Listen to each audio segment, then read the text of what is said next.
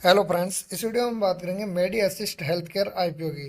तो ये आईपीओ कल ओपन हो रहा है और 17 जनवरी को क्लोज हो जाएगा। तो इस वीडियो में हम इस आईपीओ का पूरा रिव्यू करेंगे कि कंपनी किस सेक्टर की है, क्या काम करती है और ये फाइनेंशियली और फंडामेंटली कैसी कंडीशन में प्रॉफिट बना रही है या लॉस मेकिंग कंपनी है, और इसकी ग्रे मार्केट में क्या डिमांड चल रही है जिससे हमें लिस्टिंग गेंद का अंदाज़ा मिलेगा।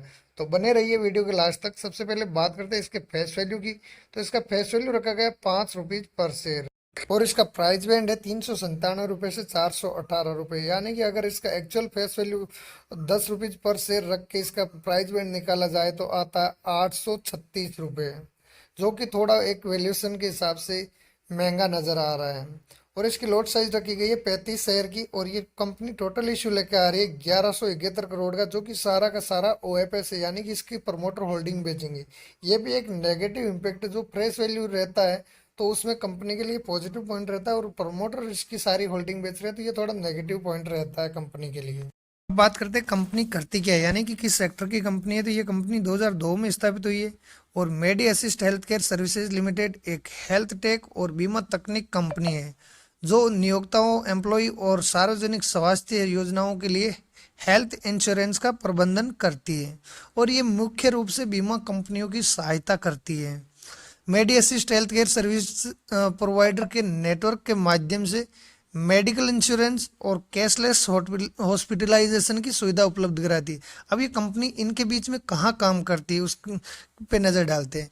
तो ये कंपनी इंश्योरेंस कंपनी और इंश्योरेंस मेंबर होते हैं जो पॉलिसी खरीदते हैं उनके बीच में काम करती है। दूसरा, इंश्योरेंस कंपनी जो हमें इंश्योरेंस देती है और हेल्थ केयर प्रोवाइडर जो हॉस्पिटल हमें हेल्थ केयर प्रोवाइड करती है उनके बीच में ये काम करती है।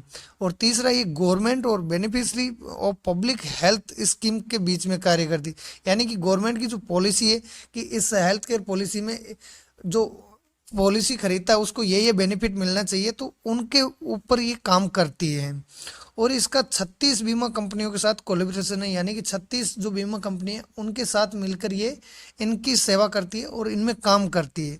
तो ओवरऑल देखें तो कंपनी का सेक्टर काफ़ी बढ़िया है, क्योंकि कुछ टाइम बाद में जैसे विदेशों में हेल्थ केयर पॉलिसी अनिवार्य है तो हो सकता है इंडिया में भी हो। और अभी लगभग 16-17% हेल्थ केयर पॉलिसी खरीदे हुए हैं इंडिया में। तो ये धीरे धीरे आने वाले टाइम में बढ़ने वाली, कम नहीं होगी। तो इसका सेक्टर काफ़ी बढ़िया है। अब बात कर रहे हैं इसकी ग्रे मार्केट में क्या डिमांड चल रही है जिससे हमें लिस्टिंग गेंद का अंदाजा मिलेगा। तो आज की डेट में इसका ग्रे मार्केट में प्रीमियम चल रहा है ₹35 पर शेयर और इसमें 35 शेयर की लोट है। तो एक लोट पे ₹1050 का फायदा बता रहा है और परसेंटेज वाइज लगभग 7% के करीबन रिटर्न मिलने की उम्मीद है, जो कि एक हमारा नॉर्मल सेफली रिटर्न होता है मेन लाइन आईपीओ में 20%। अगर 20% से कम है तो हो सकता है हम अप्लाई करने के बाद में डिमांड गिर जाती है। मार्केट के ऊपर डिपेंड करता है सब कुछ। तो अगर डिमांड कम होती है तो नेगेटिव में लिस्ट हो जाए, इसलिए सेफली अप्लाई करने के लिए 20% हम मान के चलते हैं, जो कि हमारे क्राइटेरिया से ये नीचे है। अब बात करते हैं कंपनी फाइनेंशियली कैसी है, यानी कि प्रॉफिट मेकिंग है या लॉस मेकिंग है। तो सबसे पहले बात करें एसेट की, तो 2022 में एसेट 602 करोड़ का था, जो 2023 में बढ़कर 705 करोड़ का हुआ और फर्स्ट 2 क्वार्टर में ये 802 करोड़ का हो गया है। बात करें रेवेन्यू की, तो रेवेन्यू 2022 में 412 करोड़ था, जो 2023 में बढ़कर 518 करोड़ हुआ और फर्स्ट 2 क्वार्टर में 312 करोड़ का रेवेन्यू जनरेट किया है इसने। प्रॉफिट आफ्टर टैक्स की बात करें, 2022 में 63 करोड़ का प्रॉफिट जनरेट किया और 2023 में 75 करोड़ का प्रॉफिट जनरेट किया और फर्स्ट 2 क्वार्टर में 45 करोड़ का प्रॉफिट जनरेट किया। यानी कि प्रॉफिट में काफ़ी अच्छी ग्रोथ हो रही है। और ये इनका प्रॉफिट कहाँ मिलता है, जो बीमा कंपनी है और इनके बीच में ये जो कमीशन होता है 2-3% जो भी इनका रहता है, तो उस हिसाब से इनको प्रॉफिट होता है। बात करें नेटवर्थ की, तो नेटवर्थ थी 2023 में 383 करोड़, जो फर्स्ट 2 क्वार्टर में बढ़कर हुई 416 करोड़। और रिजर्व में इनके पास 2023 में 353 करोड़ थे, जो अभी घटकर फर्स्ट 2 क्वार्टर में 102 करोड़ हो गए हैं। यानी कि कंपनी फाइनेंशियली काफ़ी अच्छी कंपनी नजर आ रही है। अब बात करें इसके की इंडिकेटर की, तो इसके आरओसी 25% की और रिटर्न ऑन नेटवर्थ निकल के आती है 19% की, जो कि दोनों ही बढ़िया है। और अर्निंग पर शेयर वैल्यू है 13 की आईपीओ लाने के बाद में, जो कि बढ़िया है। और पी निकल के आती है 31 की, ये थोड़ा सा ज़्यादा, उतना ज़्यादा भी नहीं है। पी रेशियो 50 के करीबन भी कई कंपनियों का होता है, 100 तक भी पहुंच जाता है, लेकिन 20 के करीबन, 20 से नीचे रहता है तो कंपनी के लिए बढ़िया रहता है। तो 31 से ज़्यादा, उतना भी ज़्यादा नहीं है, बाकी ठीक ठाक है।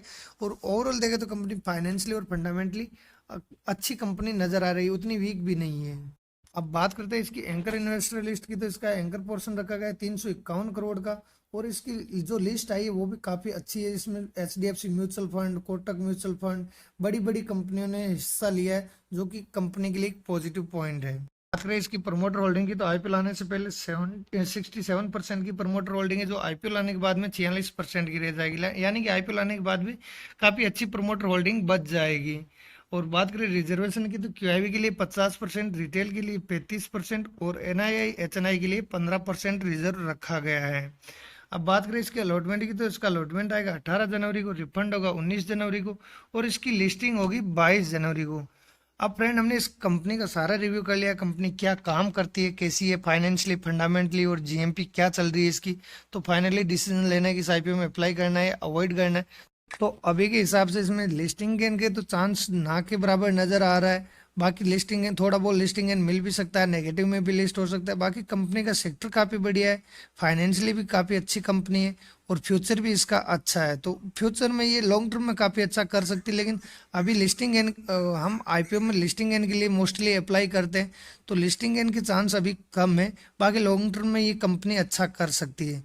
तो अभी के हिसाब से इस आईपीओ में लिस्टिंग एन के हिसाब से तो अप्लाई नहीं करना चाहिए मेरे हिसाब से। बाकी अपना डिसीजन खुद की रिसर्च करने के बाद ही लेना, मेरे कहने से या किसी के भी कहने से किसी भी आईपीओ में अप्लाई नहीं करना चाहिए। अपनी खुद की रिसर्च बहुत जरूरी है।